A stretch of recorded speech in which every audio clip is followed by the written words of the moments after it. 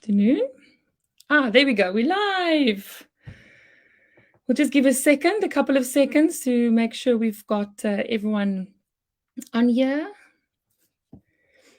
If you're here, please say hi, say welcome in our comments, just so we know we've got some people on the other side of the void. Welcome, everyone. Welcome. Give a couple more seconds, couple more minutes before we kick off our wonderful panel discussion this evening.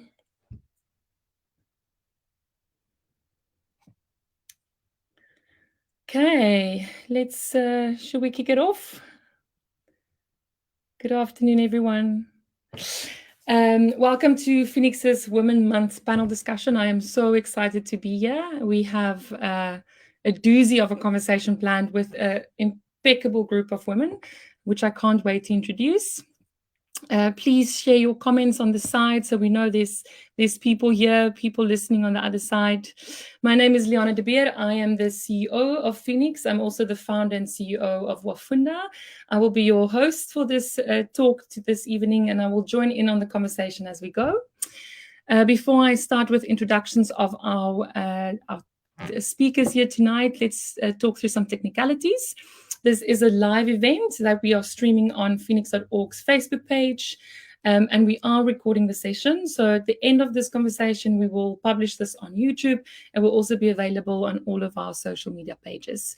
We will try our best to leave 15 to 10 minutes at the end of the hour for some conversation, for some questions that's coming through from attendees. So please send your questions for either of the panelists or all of the panelists in the comment section. Hello everyone, I'm seeing some people coming in now, some people I recognize. Phoenix team, welcome. Hi Duncan. Seeing some of our staff, seeing some of our students, welcome. We're so excited to have you. Let's kick off. So I'd love to get into who we have here around the virtual table this evening. Our first guest that's joining us is Thaakirah Behardien. Lakira is a video producer and documentary filmmaker. She has freelanced for numerous local production service companies and has worked on projects for the BBC, Netflix, as well as 20th Century Fox. Her own films have screened at major South African film festivals, including the Durban International Film Festival. And earlier this year, she won the Best Emerging South African Filmmaker Award for her film Anissa at the Encounters South African International Documentary Festival. It's a mouthful. Anissa means women in Arabic, and it is a film about challenging the limited representation of women in Islam. Very excited to get into that. Also joining us this evening is Emma Dix. Emma is a director at CodeSpace, an education institution that specializes in teaching coding and software development. Emma has received global acclaim for her leadership and initiatives that she has pioneered within CodeSpace to foster diversity in the tech world. To mention a few of her many, many awards, it includes the Goldman Sachs Fortune Global Women's Leadership Award, another long one, the Queen's Young Leader Award, as well as Brightest Young Minds. She's a social entrepreneur, and she's focusing on equipping young people with the skills they need to actively participate in the global tech economy.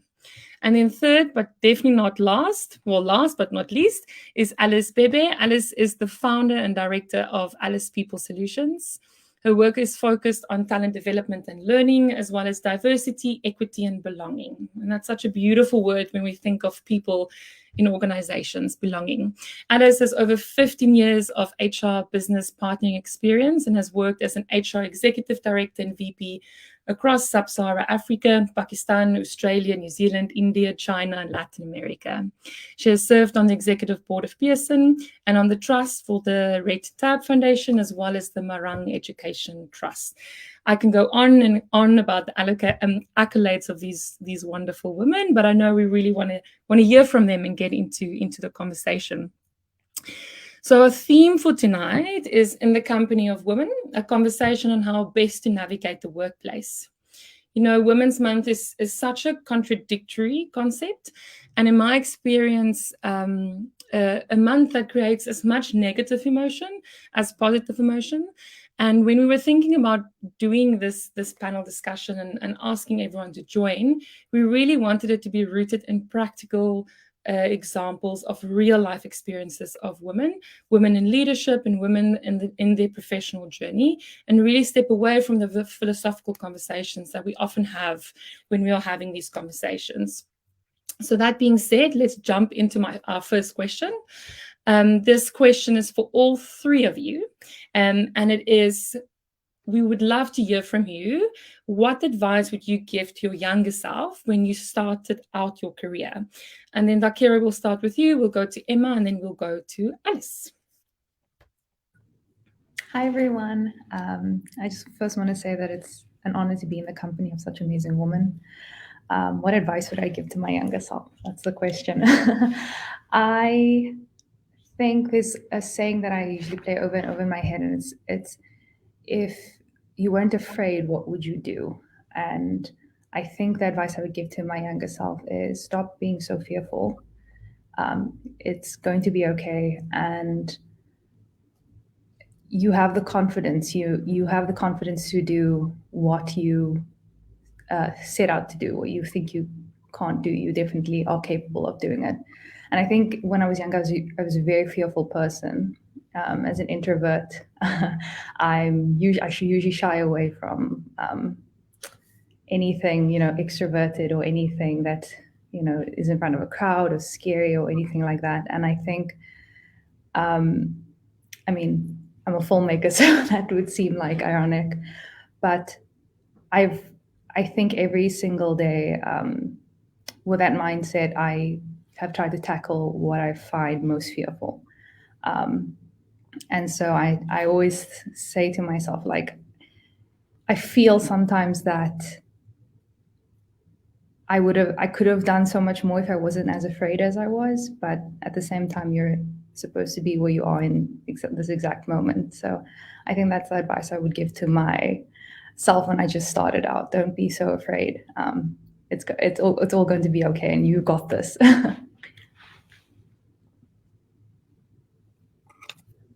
I love that. Just to go back and say, you've got this. So I thought of lots of ideas, and then I took all of the advice back, and I decided that I would go back and give myself a high five because I don't think I ever stopped and gave myself a high five when I was actually doing so much better than at the time I perceived I was. And so I thought, let me dive in, because I always like that advice is rooted in a story. So I'll give you a little bit of my story and where that kind of comes from. So I studied at UCT. I did a business science degree, but I did a lot of things beyond my business science. I enrolled in additional subjects. I ran lots of little businesses to have cash on the sides. I wrote a lot of blogs. I had a blog about every topic you can imagine. I loved learning things. And I worked on so many different initiatives, most of them education based. And every day I was sort of intoxicated by the sense that I was surrounded by so many interesting people.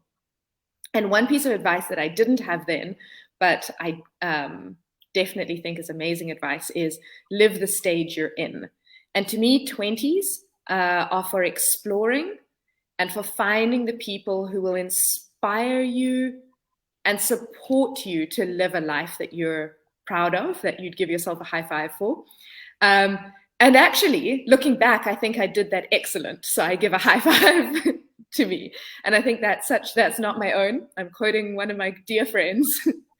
So yeah, live the stage you're in, and stop and give yourself a high five. That's great, Emma, and high five to you.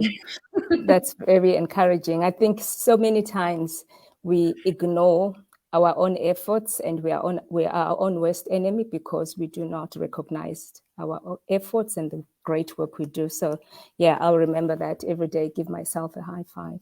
So what advice would I give to my younger self? I think I've thought a lot about this, and in my reflection and in some of the revelations I've had in my later years was that it's important to know thyself. We've heard this thing many times, that know yourself, but I learned that in most cases, when we say know yourself, we think, oh, it's about knowing what my capabilities are, which is part of that, what my desires are. But I think it's knowing who you are as a human being. We've had a cry for bring back humanity into the workplace, and it's because we've forgotten what it means to be human, or we've been given a different understanding of what it means to be human. And one of the qualities that I think I forgot about and didn't realize how resourceful it was for me was emotions, the emotional dimension of me being human. I remember being a young girl, I was kind of a person who always was quite open to expressing how one feels. And I was always being told, no, man, you must never show emotion at work. Even if you need to cry, go to the bathroom and cry. Even when you're dissatisfied, you don't have to say it, just, endure it. And I have since learned that emotions are part of what it is to be fully human. For you to live a quality of existence is to be emotional. Being emotional doesn't mean that you have to go exposing your emotions. It means understand what it is that you are feeling, because it's not about what you think about yourself. It's also about how you feel about yourself, because that colors your world. How you end up perceiving and behaving depends on how you feel as well as how you think. So I think it's important that we are conscious of our emotions at all times, conscious of what they are, if you can name them, but also be conscious of what impact do they have into the way in the way you show up, in the way you continuously create a life for yourself and others, because we're all here to really just thrive and not just to survive. We want a quality of life that is meaningful, that is purposeful, and how you see the world can either allow you to do that or limit you of doing that. So I would say, please, when you go to work, Alice, do not leave your emotions in the car park or on the public transport. Bring it with you. Just learn to manage, to recognize it, manage it, and use it in a way that will give you the results that you're looking for. Because if you are not conscious of what those feelings are and what they're doing for you and others, you might not be getting the results that you want. So be determined and be deliberate in terms of how you're managing. And there's nothing wrong with feeling. It's part of being fully human. And also, while you understand your emotions, you just become an emotional learner. We've been taught that all we need to learn is concepts, learn how to think, learn how to analyze. And unfortunately, the Western education system has privileged that sort of way of thinking.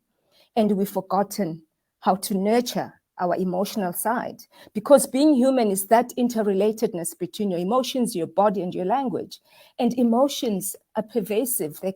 How you feel will color your language. It will even show how you show up. When you're feeling good about yourself, even the way you sit, the way you present yourself is different. But when you're feeling less confident, and what happens, people respond to that. So know your feelings and be aware of it, and know how you can then change it to make sure that you are more resourceful and more productive. So in emotional learner, yeah. Thank you, Alice. I think, in all fairness, emotions is often something that we contribute to the way that women versus men are perceived when they show up with emotions in the workplace is very different. So I feel like often women filter their emotions differently because of how the perception of how that shows up in the world of work. And while men don't have to think so much about those things, of course, that has its own problem or its other side of the coin. But I'd like to tie this back to Emma, to you, with when we speak about masculinity versus femininity. When I started out being a leader, I tried to hide my feminine self and I tried to step into my masculine self because I thought that was what the world wanted to see. And then only after lots of growth and healing and process that I realized my superpower is being in my feminine and bringing in that cyclical way of thinking about the world of work and being empathetic. Those are not bad things. Those actually create beautiful, holistic self. So I'd love to hear from you, Emma, around those two kind of traits and how you tap into masculine versus feminine leadership traits and the way that you operate in the tech world.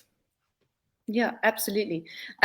So I think this kind of stems out of the conversation that we were having leading into this talk. And I was telling you, Leana, I was telling you a little bit about how I ended up doing what I'm doing. So I actually, it was before I'd graduated. I was interning. And I was in this tech company that I was so inspired by.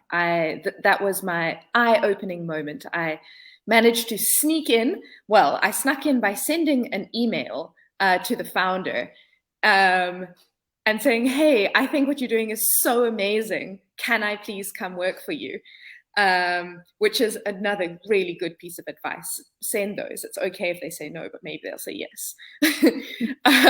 And so I was welcomed in, and I was so inspired in this space. And that was really my introduction into this tech world, this world in which small groups of people come together and build technology that a lot of people use. And so as I started looking around, that was when I realized how few women there really are at the highest executive level. There are women, but I wasn't seeing them in the highest decision-making levels in companies. And that made me realize and really start interrogating, why is that? And one of the reasons I stumbled on was that few women get hard technical skills that are very appreciated in that, not only that in all industries, tech is industry, and that without those skills, women weren't getting the sort of highest levels of leadership. And so that was so now I decided, I was like, what am I going to do? How do I want that power? So I started out being like, let me look around. I've identified this, like you need some hard tech skills. I could see which skills were being appreciated and which ones weren't. And then I was also looking at what actions, what behaviors are being appreciated. Who are these people who hold power? And how can I work out how to get there? So that this is where now the problem starts, because when you look around and all the people in power are men, really nice, like good people, nice people. But it meant that I maybe started looking around and being like, okay, well, I'll be a bit more like this. This is how I must do things.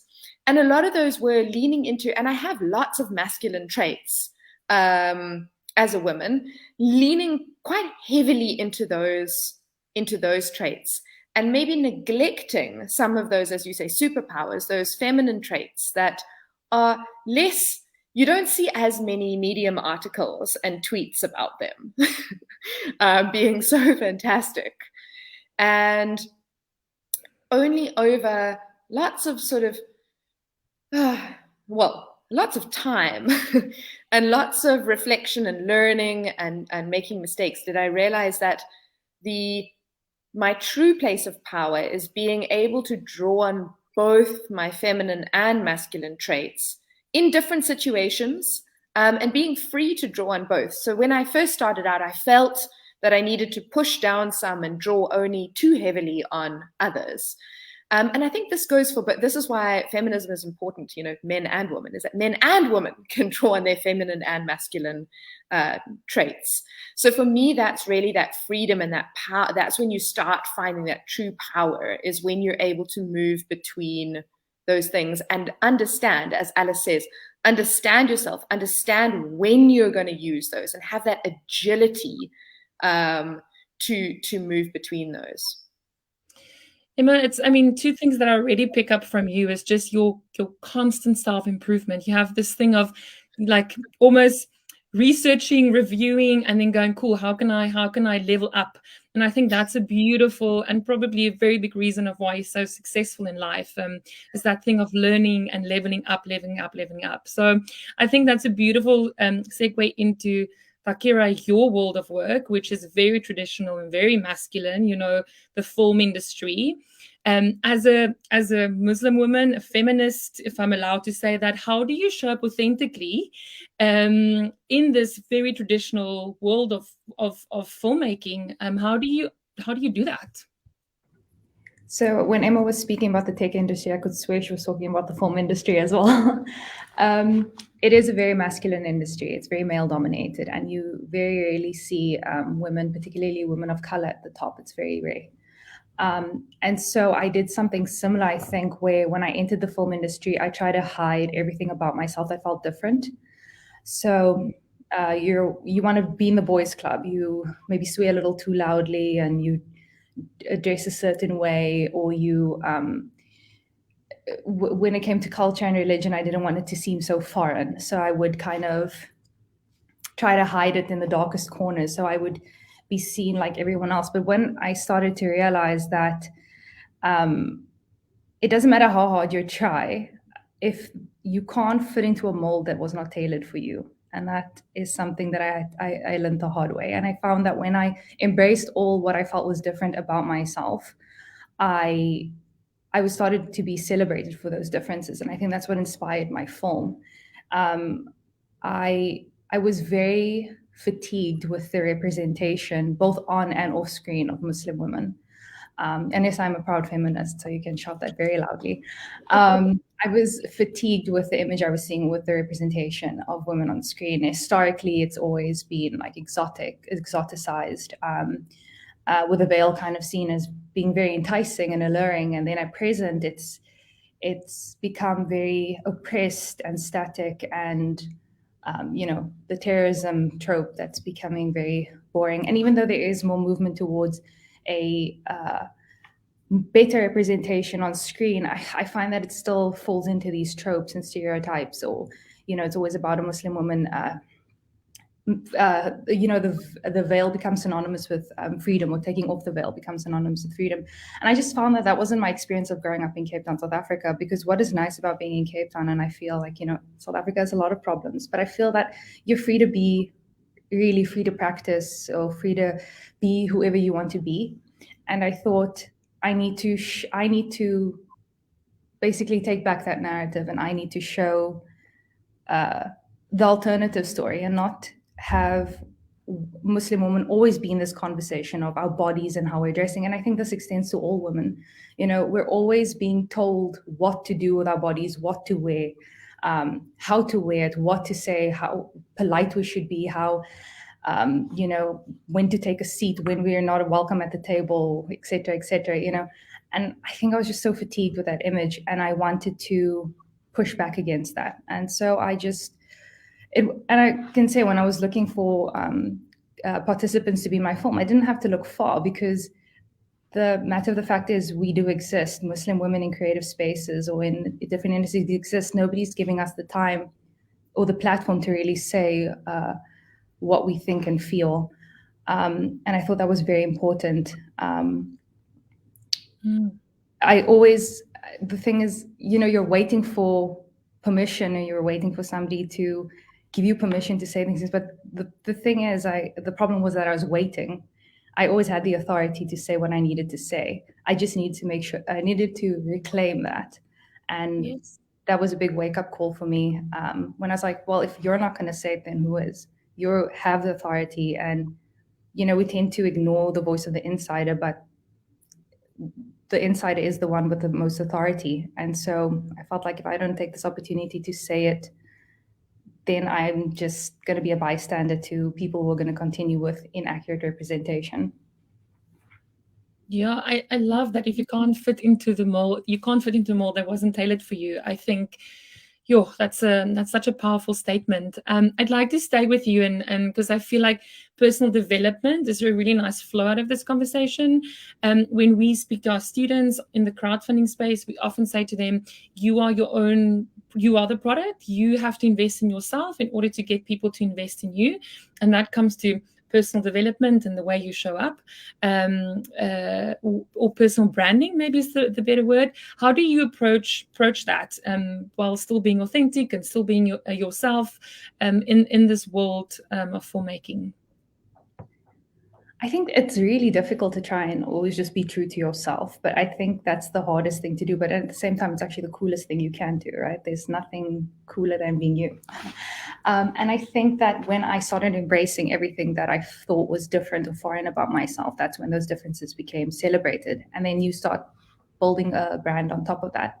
And more beyond a personal brand, I was at a wonderful talk quite recently where the speaker brought up this topic of personal culture, which was so important because that's more intrinsic to your being and what you project into the world, whereas a brand tends to be a little bit more surface level. So I think it's so important to celebrate your differences, own your differences, and just project that authentic self into the world and build your brand on top of that. And it's important because as a filmmaker particularly, yes, you're making films and you're hoping people see these films, but ultimately that brand you're building is so that people are also attracted to you as a filmmaker. That's where you're going to get the funding from. That's where you're going to, a producer's going to take more interest in you because they want to see what you have, how much you have invested in yourself and how you are invested in the story that you want to tell. And so building your personal brand, trust me, I'm still figuring it out. I feel like I'm still a student. Is very important, but more, I think, important to me at this present moment is building on my personal culture before I can kind of wade into how I will build into my personal brand. Beautiful. Yes, can I Emma, jump please. in on top of that? Because I'm like, yes, this is such an amazing thread that's coming through, and it made me think. So if anyone's ever studied marketing, there's always the sort of saying that like your word of mouth is the gold standard. And I think that's something like in a world where there's so much, say like this personal branding, we hear so much of it. And I think it can so easily lead one astray and lead us into these like quite a lot of distress because we're living in this online world, not knowing who we're talking to and so on. And remembering that, yes, of course, we will do some of that. But the most important thing is how we're interacting with the real humans around us, the people who we know how they responded to us when we did something. Because online, we don't always know, or we get very superficial feedback. But we know when we've done good business.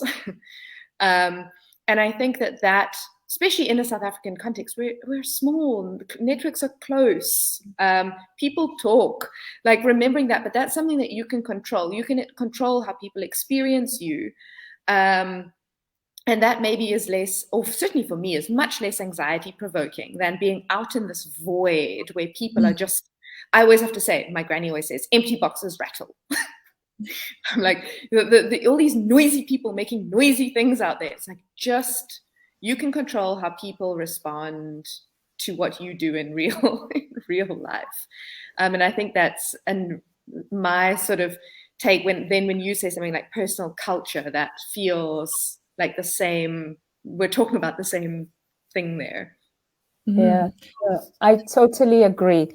I like, that side of personal culture because it goes back to the issue of knowing yourself. It's really about understanding that it's just as important to have an inner world that is rich. We tend to focus on the visible indicators of success. I'm doing great. I finished my project on time and, it was excellent. My speech went well. And yet, especially in this world where there's so much change and at such an accelerated speed, you need to build your emotional resilience. People will trigger you the wrong ways. But if you are coming from a place where you are emotionally resilient means you are aware of your emotions and you can manage them.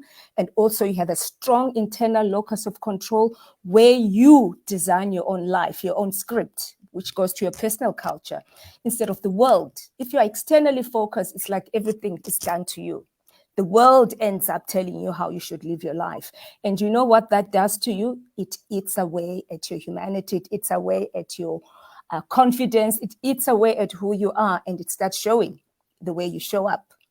So I think I love that issue of personal culture because it's really too much focus is on the external things. And I am saying when you are richer internally, everything else becomes richer. The way you relate, the way you manage your work, the way you think, the way you listen, the way you plan, the way you do you make your decisions, all becomes much more resourceful. And you're able to create a better life for yourself and others. And that's what it is to be human. We are here. And another thing I'll tell people, when you get into the workplace or in life, understand that it's not about you. And that, yes, it might be not your fault that we find yourself in the situation that you find, but it's your responsibility to create the life that you want to live. And I like that issue of you need to build an ecosystem that will support you. I always say, have your own personal board of directors, people who have your back, people who help you to learn, because you have to be a continuous learner. That's another advice I would give. Be a learner, a continuous learner all the time. Live in wonder and curiosity, just like Emma did. If it wasn't for that wonder and curiosity of wanting to expand your horizons, learn more things, you wouldn't be where you are. So that is a trait that all of us have. And because being human, it's wanting to explore. That's why we all want autonomy. I mean, you'll know that most people these days are leaving the work, not because of money, they're not getting enough money, but because they cannot stand the toxic cultures that don't allow them to grow and learn so that they can be fully themselves. So be a continuous learner and live in wonder and curiosity. That's what I would say to my younger self. Alice, you have quite an interesting take on resilience that you've spoken about before. Resilience we often see as, and during a session we had with you previously, someone in our team said, yeah, but I'm so tired of hearing women need to be resilient, because we feel like we're always taking this pressure of being resilient. But you had such a positive take on resilience. Don't you want to talk a little bit more about that? Yeah, I think, thanks for that. Resilience, people think that being resilient is not about experiencing some of those emotions that we are a bit uncomfortable. It doesn't mean that sometimes you feel you can't go on. Resilience for me is really about recharging, replenishing, and not how you endure. We've been told that to be resilient is you just have to keep going and to endure it. You do not have to endure things that don't add to your life, things that take away. But also we know that there are pressures in life. There are times when you have to work more hours than you know necessary, because it's necessary to do so, and you might experience stress. And there really isn't, nothing wrong. Stress can be a good thing, but the thing is, when you build resilience, it means that you know yourself again. You know how you start feeling. Do you start feeling disengaged? Do you start feeling with no energy at all? You know, all those kind of things. Do you start isolating yourself? And then understand, what is it that can help me to recharge so I can replenish myself and not just continuously endure? So we've been taught, and I think it's only changing now, that when you are resilient, you know what it is to be human. Somebody said when people are not resilient and end up, suffering from burnout, it's because they've ignored to be what it means to be human. That life is made up of cycles. There are times when we need to work. There are times when we need to rest and replenish. And for me, that is resilience. Yeah, that cyclical thing, it's part of the universe, it's part of nature, it's part of the feminine divine. It's all cyclical, it's seasonal, and we can't live every day at the same frequency. It's okay to have dips, it's okay to go up and down. That's really how we show up in the best way. And we don't have to shame ourselves constantly about not performing at 100% all of the time. And that's something that I had to learn. And I know it's quite difficult for very driven people to slow down, to be patient, to do the deep work, to take time and space for yourself. That's the only way that you can be your most creative. You can show up in your best way. And I feel like that's really, really important for young people starting out. Welcome, everyone. I see there's some new voices joining the conversation. If you have any questions for our guests, please put it up there. We'd love to answer any of your questions. Lakira, I'd love to change the angle a little bit and talk about, as a creative, you are faced with lots of trade-offs in your industry, doing your own thing. And I think that's quite relevant for entrepreneurs as well. Doing your own thing, creating your own projects versus working for other people, working in big organizations, and building reputation, building money, all of those things. Is this constant trade-off between your own work versus working for other people. You want to talk us a little bit through some of those trade-offs and how you approach it? Yeah, sure. So my speciality usually in the film industry is working as a film coordinator in these big feature film projects. And if you know anything about the film industry or the big world of features, it's they're divided into various departments, and there are hundreds of people working on one singular project. Whereas versus when I go out into the world myself and do my own projects, it's usually just me with a camera and the participant who's in my film. And so I tend to take on all these roles, from conceptualizing the film to the very end at editing it and putting it all together. And my experience in the film industry, as much as I love the South African film industry, it hasn't always been sunshine and roses. It's actually a very demanding industry. It's exhausting. There's a lot of sleepless nights. You barely get to see your family, and that means you're missing a lot of life events. There's basically no work-life balance. And coupled with the fact that representation, I never really see women like me working in this industry, or I never really saw that represented enough. I began to question why or where my space was in this industry.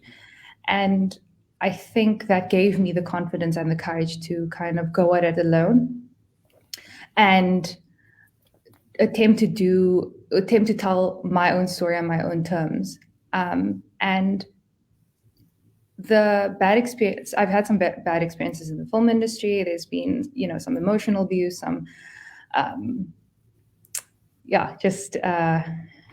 Me Too things. And it just feels like when I carry that over onto my own personal projects, that I kind of want to leave that at the door. I want to create a different way of how I manage my own projects, or how I run my own sets, especially because it's just usually me and somebody else, and it's quite small. And I feel like it's my duty, so to speak, to change that narrative off screen as well. So I try to take all these lessons I learned from the service industry and implement it into my own personal style. And that means leaving any sort of negative and abusive discussions at the door, and changing that in my own personal projects, and also elevating other women instead of making us compete against one another. Because I think the biggest problem is that because the film industry is so male dominated, a lot of women tend to compete against one another. And it's this rhetoric is that it's fine, we can easily replace you if you're not suitable for the role. And I feel like we're past that era now where we have to compete against one another. We're allies. So the more women of color there are in the film industry, the better for us all, because that leads to better representation, more accurate representation on screen.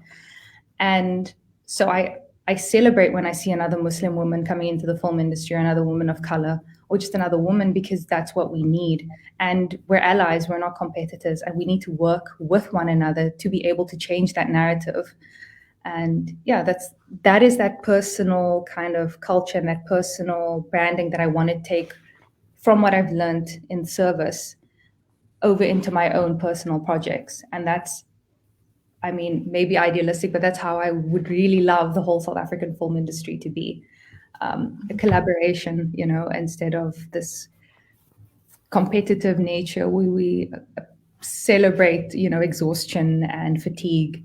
And yeah, I love that so much, and I agree so much with it's that difference between scarcity mindset and abundance mindset, right? There's only a small amount of resources, and we have to fight for what there is available, versus if we work together, we can create more, and there's more opportunity for all of us. And I'm such a big fan of that abundance mindset versus scarcity mindset.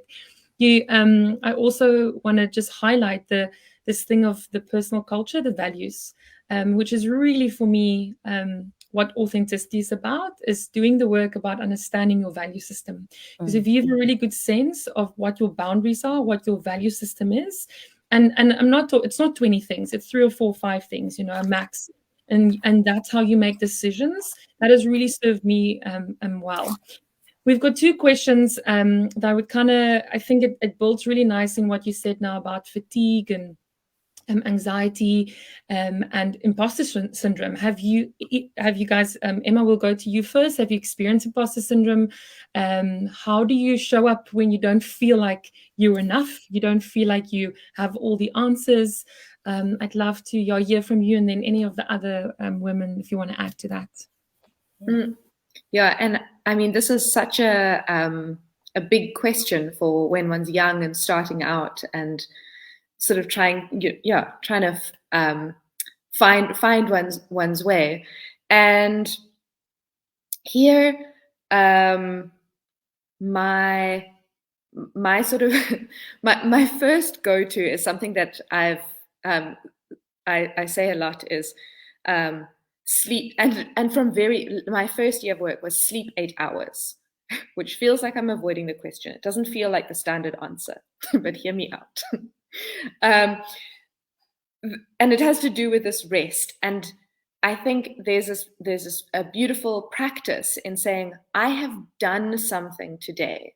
I have done my best at today. And maybe my output wasn't amazing, but I now give myself permission to sleep.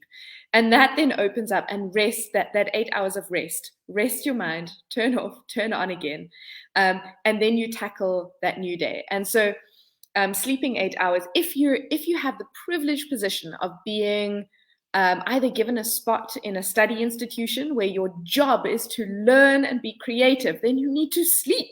That is literally the biggest determining factor. It's what we give up. And then when we go into the knowledge economy and we start working, again, we're like, you're employed to solve problems, to work in a team, to be creative. Sleep is really your best friend. So not negating something simple like that.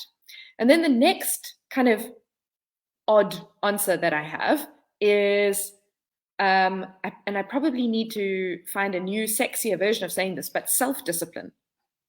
I love the word self-discipline, is knowing what is good for you, even with the sleep thing. So having the self-discipline to turn your phone onto airplane mode 1 hour before you want to go to sleep.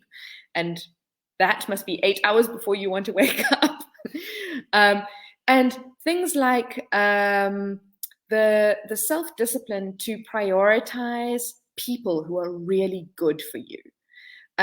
So investing there, not saying I am too busy today, but saying, actually, I'm going to stop. I have done good work. I have studied for an adequate amount of time for this test tomorrow. I am now going to go for a walk with this person because I know that they are really good for me and I will feel better at the end of that 1 hour walk. And doing those small little things that slowly are the things that actually ground you in life. Those are the things for me that are the magic answer to anxiety. And in having that walk, that person will remind you that you are great if you've chosen them well. Yeah. So that's my kind of unconventional, non-sexy, non-tweetable answer to that. Nothing, so much can be solved by a walk around the block, just moving. Alice, I'd love to come to you. And if you can also tag onto that, the psychology of being driven. Because I think that feeds into burnout and our perception of value and worthiness and how we show up, which leads to burnout and all of that. So please just, if we can talk a little bit about that psychology, it'd be wonderful. Yeah, but just firstly to add about anxiety, again, I'm going to go back to emotions because it's something that's been a great revelation, because emotions govern how you show up, how you feel, because it's about feeling and how you end up behaving. So I think it's important to understand what triggers anxiety, because you don't want to find yourself in the same cycle all the time. Because why do we feel anxious sometimes? It's because maybe we there's no certainty, because as human beings, we love certainty, but we know that there's certain things in life that are just not certain. And therefore, how do you manage that? How do you make sure that whatever emotion is triggered, whether it's anxiety, you learn to recognize it and say, how do I turn it around so that it does not make me cripple and does not allow me to move forward, right? And then I agree with Emma that all those other strategies then help to manage, because we will feel it. It's just about how do I minimize always feeling anxiety? Because I felt that most of the time when people felt anxiety, it was either maybe you don't lack the confidence, or you are believing the narratives about you, around you, or about the world, or you formed certain perceptions. Because in life, for example, you know that there's certain things that you cannot change. So instead of feeling anxious about it, learn to accept it. Because acceptance provides you with peace. And where there's peace, there's no room for anxiety. There's certain things that may not look obvious, but when you start observing differently, seeing the world differently, you start seeing other possibilities that you might not have. And when you start seeing other possibilities, your anxiety levels go down because there's hope, right? And then also instead of opposing, rather work with it. So I would say, understand what are those triggers for anxiety, and what is it that you can do to turn it around for your own good, because you are resourceful as a human being. And keep learning from your past experience to say, oh my gosh, at that point, when I was feeling anxious, what did I do? For example, I know that some people say breathing. Breathing will help them. Take a deep breath, you count to 5 and breathe out. So those are some of the strategies that help you. But I think to live a meaningful, purposeful life is to minimize anxiety, and it's understanding what those triggers are, because otherwise it becomes stress, and burnout is just stress that is left unmanaged over a long period. So you need always to be aware of, why am I feeling this way? What is causing it? How can I make sure that it works for me? And we all know that when you continue being in a stressful mode all the time, it impacts on your creativity, it impacts on your innovation, it impacts even on your memory. It also, even your social life is impacted. So I would say recognize what causes it. And sometimes it's assessments that we've made about ourselves, or assessments that we've believed that have been made about ourselves by others, which we cannot even ground. And sometimes we already, because we've been trained to worry, we always live in the future. We already start worrying about things that have not happened, and we even miss the present and enjoying the present. So for me, for deep learning to really take place and transform yourself from always being in this mood, because anxiety can be a mood. We can be constantly in the mood of anxiety, and being constantly in that mood, what does it say? It means you are constantly depleting your life, your quality of life, and that of others. So recognize it, name it, know how to deal with it, and create strategies for dealing with it, because stress is part of life. Yeah, we can't change what we're not measuring, right? Precisely. Measure Precisely. it. Yeah, and don't try to focus on what you can't change. Yeah, accept and find other ways. There's a question from Nandi here that talks a little bit about balance when you're pursuing a career. How do you do all of those things? And I really want to tag that onto this psychology of drive and achievement and worth. Alice, we can start with you, and then I'd love to hear from everyone else. How are you balancing personal and professional? How are you managing growing and developing and becoming successful in your career while not kind of chasing your own tail and absorbing yourself in the process and all of that? Yeah. Okay, thanks. I learned that it's really difficult to achieve work-life balance. So in my years, I started looking at how do I integrate it, because it is my life. It was who I am. For me, I think to be fully human is to live a full life. Work, life, it's all part of my life. So when I start compartmentalizing, which is what we are told, I think it takes away from living a full life. So it was about how do I integrate. There are times when I would need to give more focus to the work because of what needs to be achieved. And there are times when I need to give more to my personal side of things, which is it's got nothing to do with the work. So it was really about how do I integrate the two. And it's when you are aligned, whatever you do is aligned to your values, to what you are, that it doesn't even feel like work. It's now about saying, what are the different spaces in my life and how do I integrate this? And I found that when I do that, I became less anxious. I was able to manage my stresses. I knew that, okay, it's been too much now.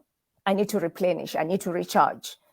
And then move on. So it is really because even at your life, your personal life comes with stresses, right? It's not just work. And also I realized that the stress, we always think stress is about workload.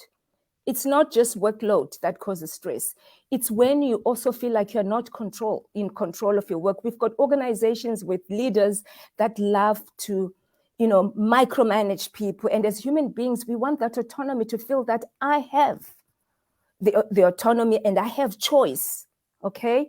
And sometimes when you feel you're not appreciated, there's a lack of appropriate rewards for the work that you do, or there's you are not positive, you're around people that are not positive. And as I said, your values are conflicted.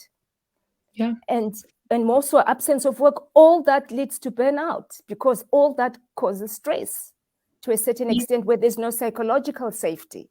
The minute, what happens when there's no psychological safety? You feel, an imbalance emotionally. It's like everything is out of sync.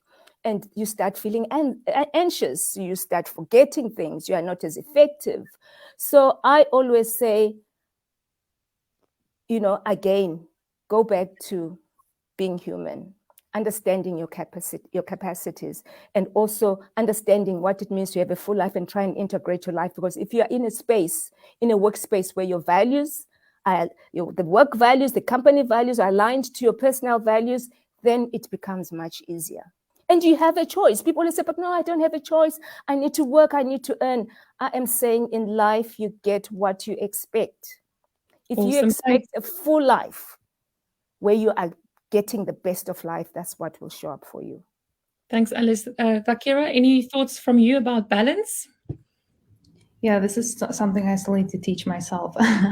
But one thing, I'm still learning to do a work-life balance, and it's really difficult to do that when you turning the camera on yourself and making your film self-reflexive, because I also eat, sleep, and breathe film. So I am obsessed with it. So I always feel like it's very hard for me to switch off when I need to. But what I've learned, and this is a lesson that I've learned, is that burnout is not sexy. There's nothing sexy about burnout. You have to learn to have a work-life balance. And that was important for me to learn. And what I found that when you have a work-life balance, when you do things outside of work, it makes you all the more interesting. It makes you all the more better at your job. There's a lot more things then to contribute, especially in the world of film. If you're going to make a film, it's not usually about film, it's about what you're filming. So the more you're a perpetual learner, so to speak. So the more you kind of branch out and experience different things, I think you become a better filmmaker like that. And so I had to force myself, to go out and experience things. The world doesn't revolve around your camera. I'm sorry, the world doesn't revolve around your work and your computer. And you go out, experience things, and then maybe that makes you a little bit more interesting when you come back to the workspace, and it contributes a little more to your character, and it teaches you a lot of things. And I love learning. So I found that when I sort of forced myself into a more of a balance, I felt a little bit more like myself. I felt a little bit more interesting. And I learned so many things along the way, and so many things about myself, which was important. And I found that I was also a lot more confident at work.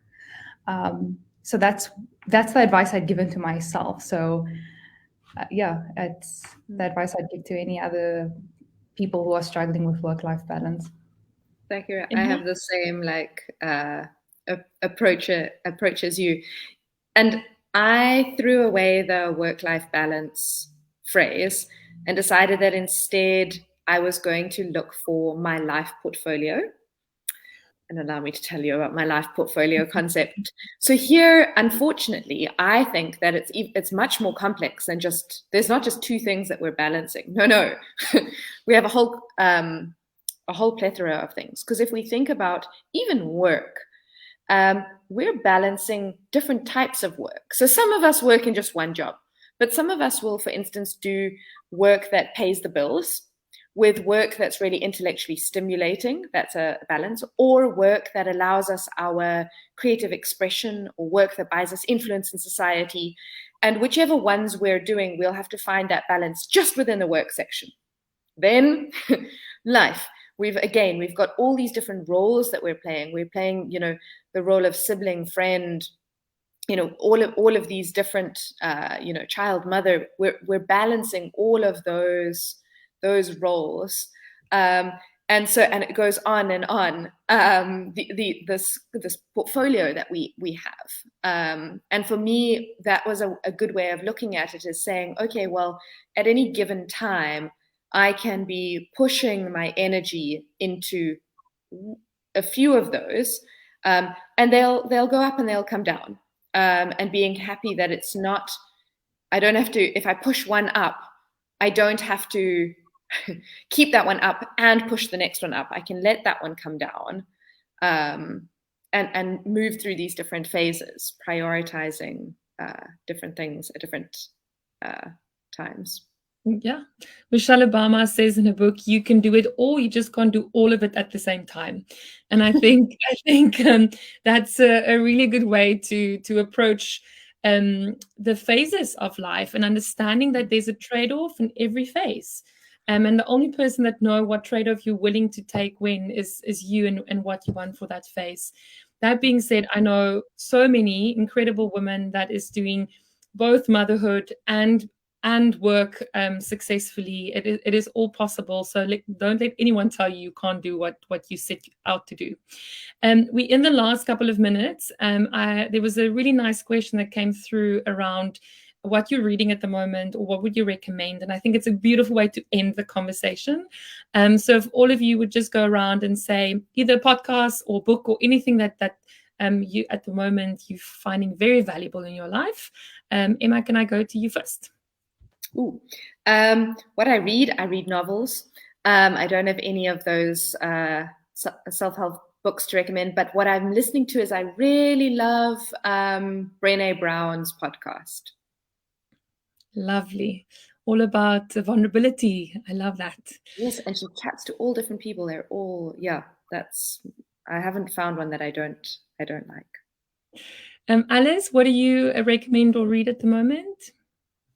Oh, okay. At the moment, because I am focusing on really embedding my coaching practice, which is the ontological approach to coaching, which is really about the way of being. Ontology means the way of being, so it's coaching to the way of being. As I said earlier, I believe the only thing that you can change is your way of being, right? Everything else is immaterial. It's either you have no control over it or not, and it's also about deep learning. So I am reading a book called Coaching to the Human Soul, because in that relationship of the body, the language, and the emotions, they all intersect is the soul. As human beings, we are concerned about the soul, whether we believe it or that we want to believe it or not. That's what we are. So for me, it's really, that's what I'm reading. And I like it, especially the volume 1. It's got it gives you exercises you can do yourself, so you can be coaching yourself in the process. So it's written by Alan Siller, who is one of my master coaches. Brilliant practice, a body of work that he's created. So I would really recommend that. I got his books, I think, about 15 years ago. Somebody gifted me the first volume, and I've never moved away. And it influenced the coaching approach I've decided to take as part of my service to humanity. Amazing. Thaakirah, books or podcast? So I'm like Emma. I love reading novels. So I'm reading Eleanor Oliphant is Completely Fine at the moment. I go through phases, so I'm in a fiction phase at the moment. So I've just been consuming them like crazy. With podcasts, if it's not true crime related, then it's then I love listening to a podcast called You're Wrong About, and it basically takes instances from history and debunks it and kind of gives you the alternative story, which I absolutely love, because I get to learn something new. Amazing. From my side, podcasts, if you someone that's wants to be challenged intellectually and really think about the world around us, Rich Roll I'm the biggest fan of this man called Rich Roll. He speaks to the most incredible athletes and artists, and it's really impact my I listen to it every week. And then a book I'm reading, An Undivided Life, The Journey to Wholeness. I think the writer's Park, and it's really about that starting from the inside and healing. And if we on the inside are doing good, then the world around us will look better. So that brings us to the end of the hour. I wish we could speak for another hour. I see there's more questions, but we just don't have time. I think a lot that I took tonight is really about don't overlook the small steps, don't overlook the simple steps. There's so many things that we can do in our day-to-day lives that helps us navigate the world of work. Also, authenticity starts with the inner self, knowing your boundaries, knowing your values, knowing your culture, your personal culture. I really love that. Thank you so much for joining us today. Everyone that asked questions and was here to listen, we really appreciate it. Have a beautiful Thursday and a beautiful Friday. Thank you. Thank you so much.